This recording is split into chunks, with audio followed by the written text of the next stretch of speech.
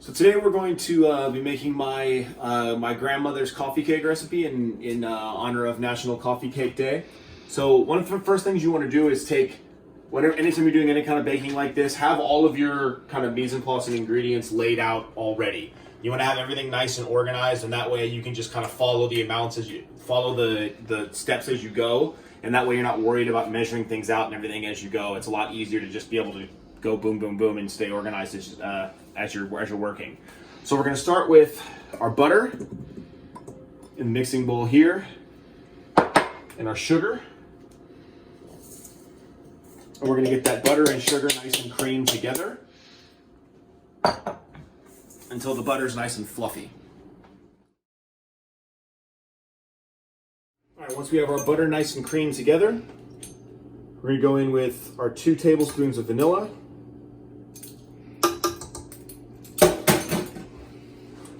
And then we're going to mix our eggs in one at a time to make sure they incorporate fully.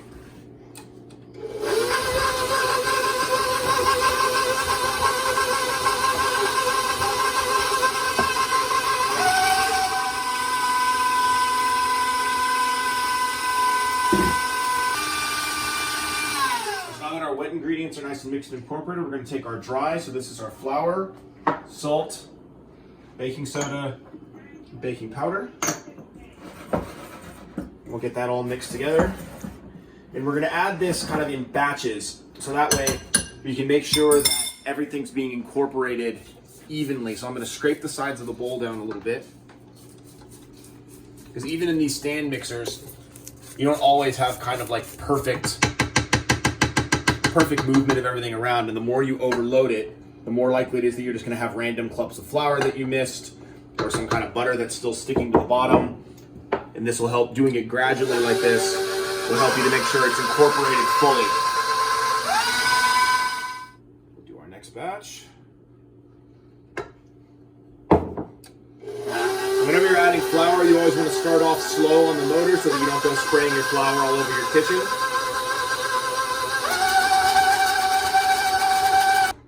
All right, now I'm going to give this just a quick scrape down on the sides before I go in with the last batch of flour, just to make sure everything's lifted off of there and is getting mixed together evenly, and we don't have a clump of butter on the bottom.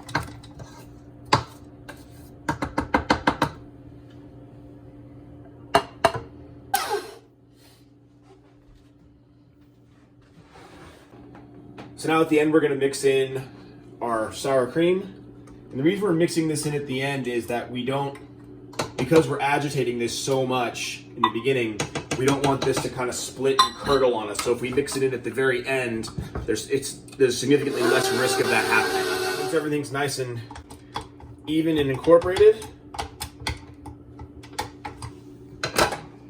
we'll scrape it all down and give it one last stir to get it nice and even. You notice this is a little bit thicker than what you would normally see for a cake batter. And even though this is coffee cake, unlike a sponge or something like that you would make, which would be a lot more runny, this is a much denser, crumblier kind of cake. So that's why it's looking a little thicker. So while we have our oven preheating to 350, we need to grease our pan. So I'm going to take a piece of, you can use like a non-stick spray for this. You can use oil if you want. I personally just like to use butter. We're going to coat the inside of our pan. So this is likely to rise up above the rim of this pan. So you want to really make sure you're greasing all the way up so that it's not sticking on you.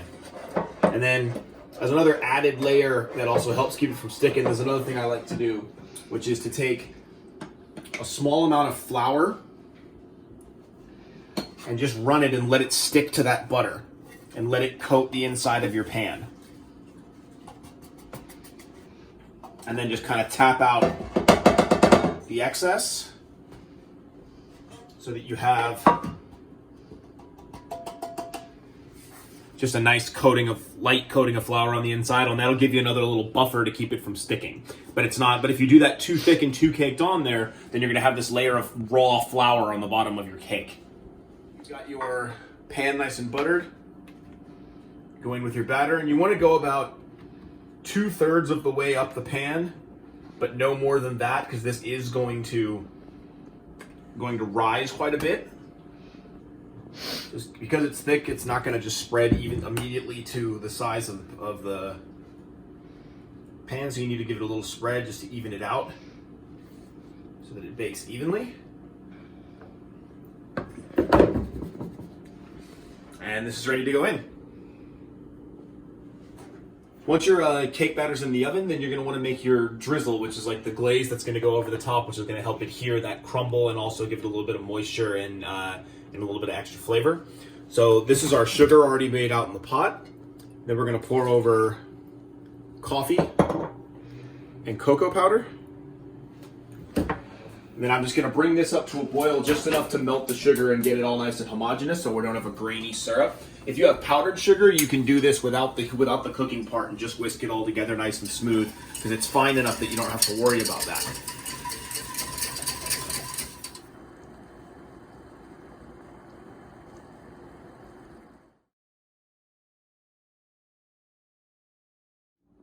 So now that our cakes are out of the oven, while we let those cool, we're going to go ahead and make our crumbles. So we have our oven still heated at 350. We're going to mix together our 2 different sugars, flour, salt, and nutmeg. And then our butter's still in the fridge because we want this to go in cold so that it gets nice and crumbly on us and doesn't like just smear the butter everywhere.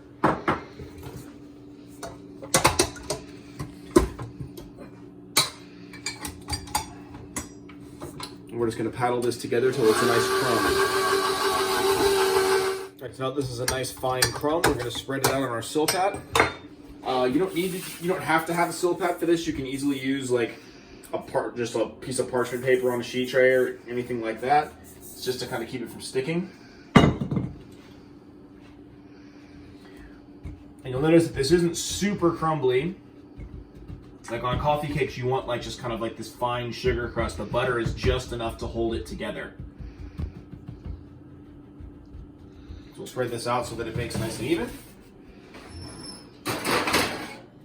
So I just pulled this out of the oven. The middle of it is nice and browned. You'll see some kind of dark stuff on the edges there from where I spread it out a little bit too thin. So we'll just discard those and use the rest, which should give us more than enough.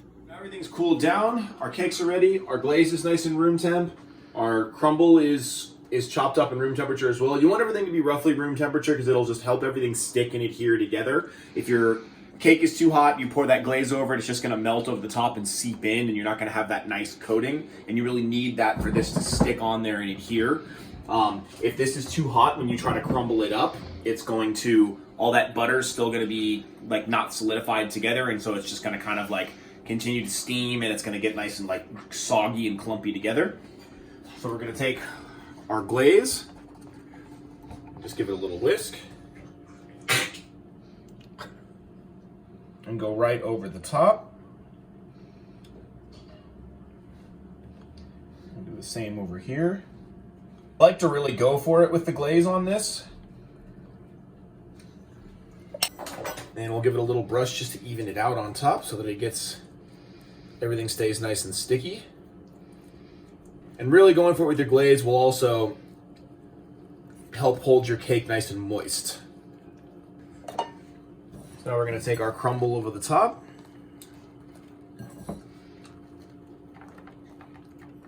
And give it a little press down on there so it sets and sticks.